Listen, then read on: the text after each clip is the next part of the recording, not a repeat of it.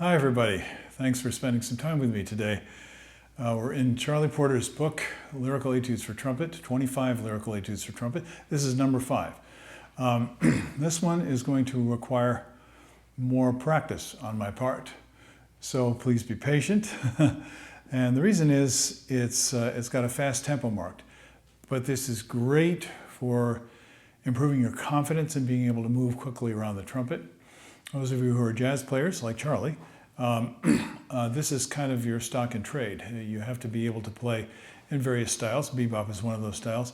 The current style of jazz improvisation, I think strongly influenced by keyboard and saxophone, is players, is to use a lot of angular wide intervals, which is very challenging on the trumpet. So anyone working in that area needs to become quite fluent in doing that. But since I'm an orchestra player, I'm not all that fluent in doing that. I'm not really a soloist, so that's my excuse. But the goal is always like, what can I learn from this? How can I improve my playing? So I see a lot of room for improvement, and I'm gonna do some things with the tempo today, make some suggestions about how to work on this, because I think a lot of you folks out there may be in the same boat as I am. So this is not to demonstrate my prowess as a player, but to hopefully give you some suggestions that will allow you to make progress in your practice much more quickly. So we're looking at a lot of notes. They're what we say black notes. So they're all 16th notes. And we got a tempo here. It says allegro con moto, with motion, festoso. So it's like, you know, energy, right? So it's, you know, and it's all slurred. So I'm just going to play through the first passage, and I'm already feeling nervous about doing this because I don't think I really have the skill yet to do this, but I'm going to do it anyway. And this is part of what you can use as a method to practice. Don't worry about the sloppiness. Of course, you're not trying to be sloppy. You just go ahead and play it and see what you can do.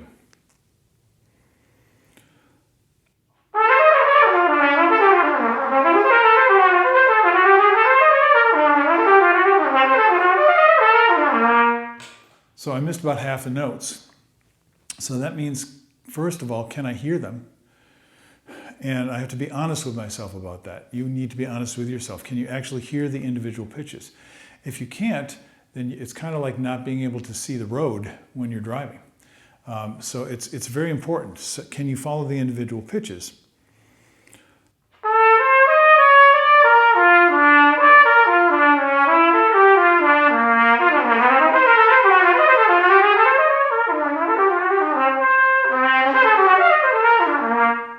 You also hear that there are some fairly wide interval leaps, especially ones going up.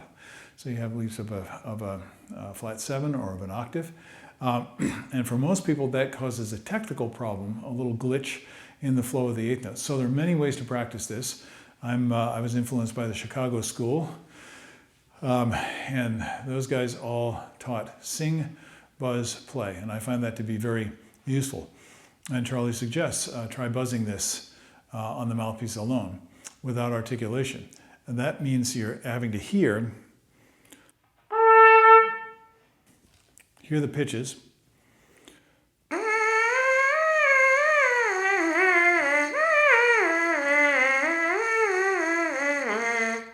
Now I did this on purpose so you could hear what I'm doing. Most people would try and buzz and actually hold on to each note. So going,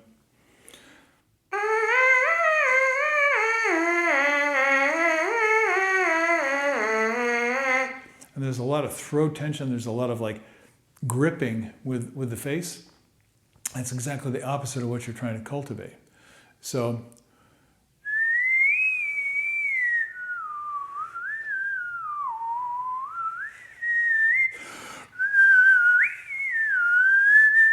you're looking for a completely fluid connection between the notes. That's challenging to do on the trumpet. It should be easier on the mouthpiece, but I'm having trouble. Why? Because I'm trying to hold on to each note. So I'm going to let myself slide.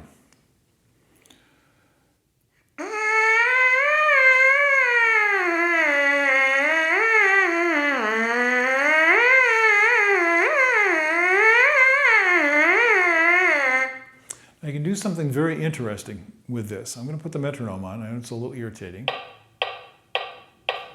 So I'm going to go, that's the 8th note beat now. I'm just choosing. And I'm going to try and put that in time.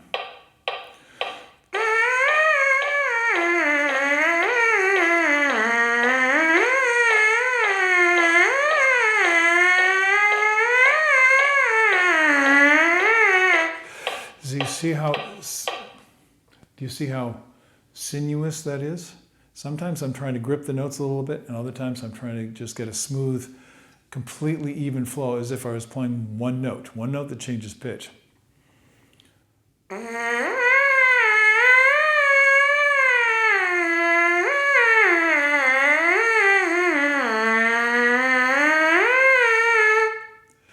But I'm trying to do it in a time frame.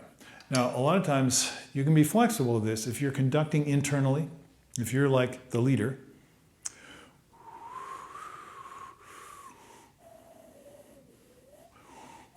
You can change the tempo as you go along because you always know where the next beat is going to come. Or, as I just did, you can put a metronome on it and give yourself a structure. You need to find out what works better for you. But keep in mind what you're trying to cultivate, that smooth flow. So now I'm going to slow it down again, and this time playing it on the trumpet.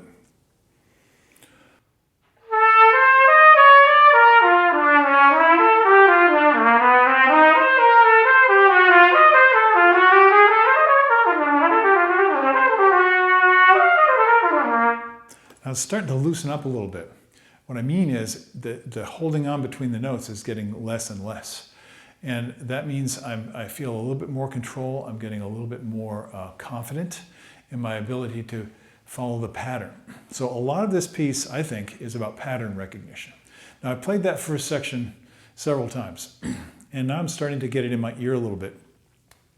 The thing is, that same music with small variations comes 3 times in the piece.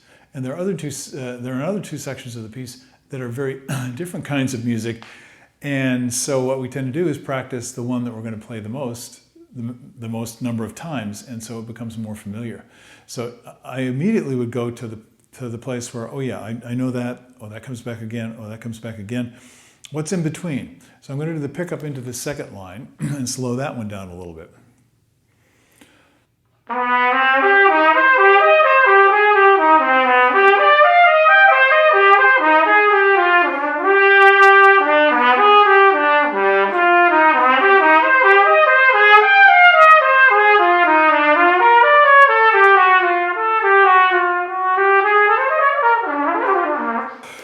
And then it goes back into the first section again. So I'm going to spend a lot of time learning the patterns. So here's something that you want to keep in mind. You already know patterns. If you practice your scales, you know your scales in all keys. Hopefully 3 forms of minor. Maybe if you're, again, a jazz improvisational artist, you know many different scale patterns, pentatonic patterns, whole tone patterns, diminished patterns. You know, the list is practically endless, but the point is, just like for classical players who generally tend to learn major and minor, the minor in 3 forms, you have a whole lot of patterns that you already know. They're already in your ear, they're already in your fingers. So the key is to recognize, well, what's happening in the music. And you're recognizing that by ear, but also by theory, if you have the ability. So when I did that, I'm noticing a couple of major things. One is I have some interesting arpeggios.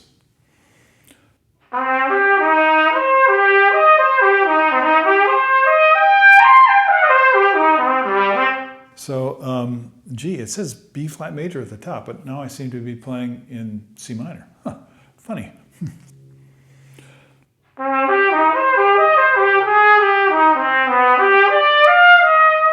And there I have some wider intervals. I go up. So I have a 6th, 5th, and a minor 3rd. Now, does it help me to recognize that those are what the intervals are? If it does, then do it. Look for that. But what I'm actually looking for, and this is my second point, yeah, recognize the patterns, the scales, the arpeggios that you know. See them for what they are. You all know this probably because if you see you're playing along in a tune that you don't know and you realize, oh, this is a chromatic scale. Yeah, so that's probably the most common recognition. Or this is just a scale in the tonic of whatever the key is. Now, in a sense, you don't have to think about it anymore because you already know it. So recognizing those patterns is a big, big step to learning things quickly. But it's not just those specific patterns or the music theory that helps me. What I'm actually looking at is the general shape and the change in the range. So what am I doing? So I've gone up a tenth now. Yes, and I'm going up and down, but by basic shape, it's like a good progress chart for a business. It may be going up and down, but you want generally the trend to be up.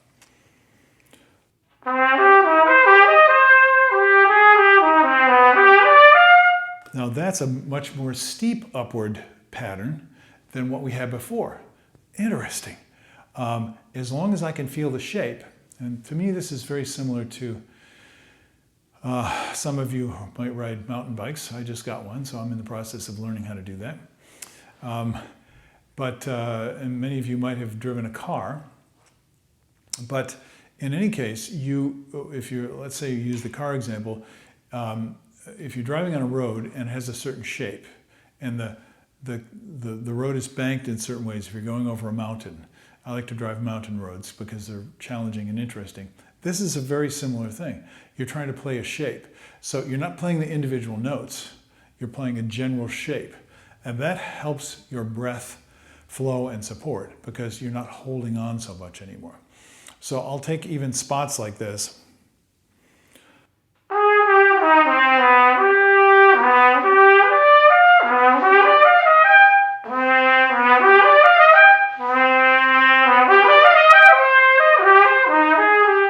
And there we have we're back into C minor again.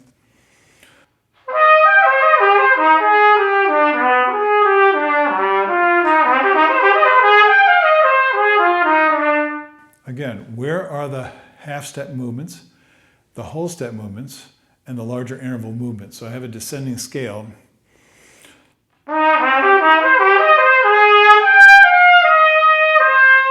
So I was playing down a scale.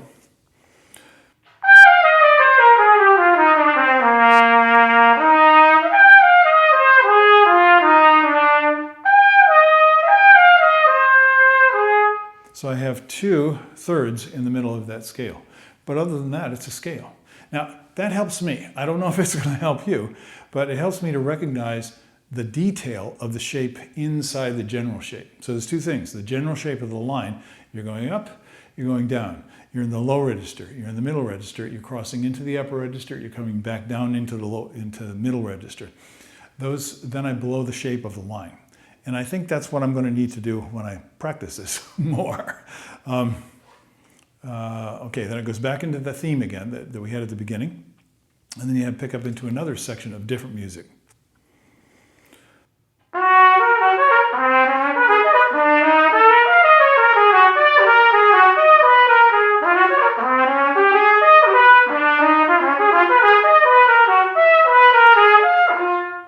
So again, same idea with the patterns.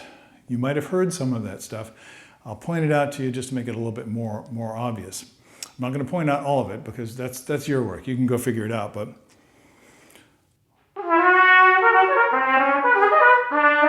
so you have the same shape, just up a step, right? Or up a half step.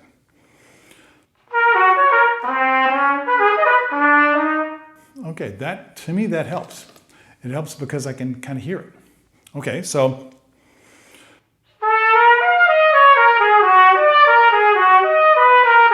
I have two 16th note figures. The only thing that changes about them is the first note of the second group goes up a half step. Now, that's ear stuff, but it helps for you to be able to hear that that's what's going on. Then you're not thinking and reading individual notes anymore.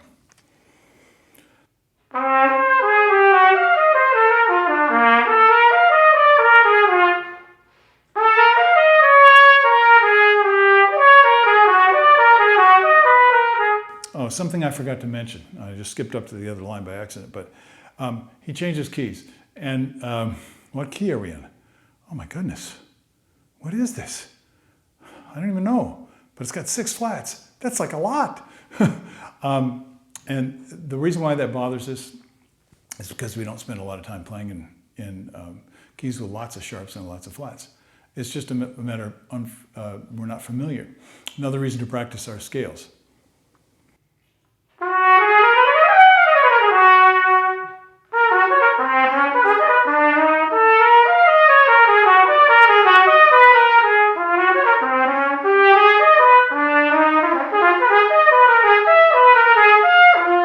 You hear that half-step pattern again?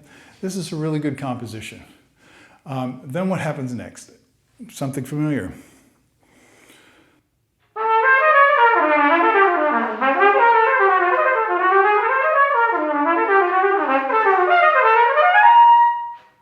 Oh, that's what everybody loves.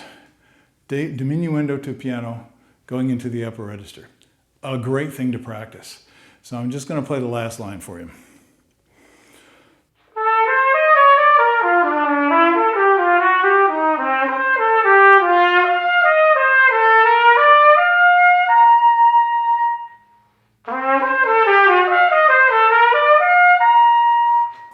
Now, I just talked about driving the road, the shapes in the road.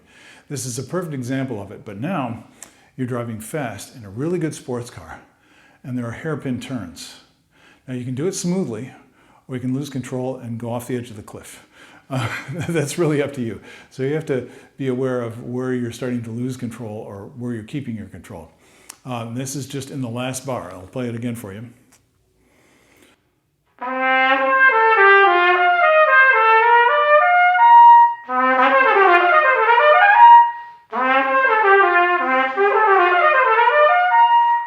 Now, if you're playing that by pinching the notes as to go higher and then letting go of the notes to go lower with your lip, that's going to be really, really difficult to do. So here's where you can go into your buzzing again.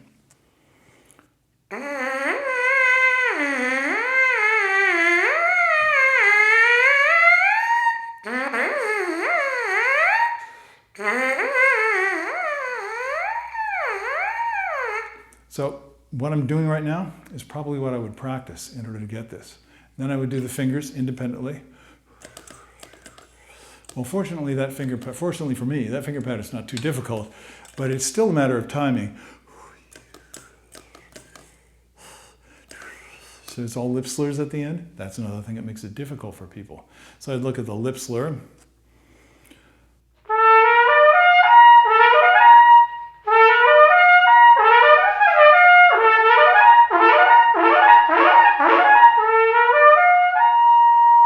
And just play around with it.